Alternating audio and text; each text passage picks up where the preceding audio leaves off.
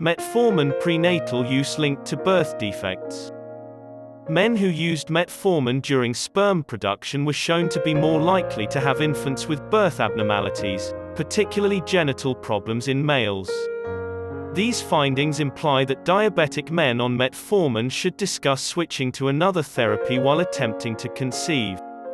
As a result, quitting metformin medication might have a negative impact on pregnancy outcomes. In Annals of Internal Medicine, the researchers report on their results. Diabetes is becoming more common in men of childbearing age, affecting sperm quality and decreasing male fertility.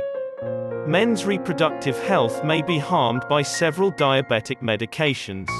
Stanford and Southern Danish universities collaborated on a study to see whether kids born to males who had taken insulin or metformin or both before conception had an increased risk of birth abnormalities. The study included data from national birth registries and prescription databases.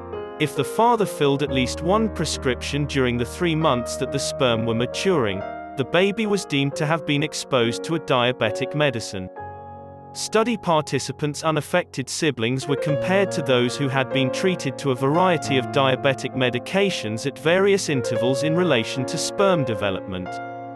There was no higher risk of birth defects for babies whose dads used insulin compared to the general population.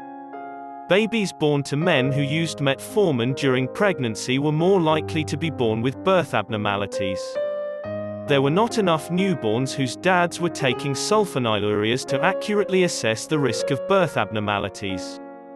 Before or after sperm formation, metformin did not raise the risk of birth abnormalities in pregnant women. There was no higher risk for siblings who had not been exposed. As the authors point out, the enormity of the diabetes epidemic implies that greater research should be done into the treatment of prospective dads with diabetes, including pharmacological therapy as well as counseling on nutrition and exercise.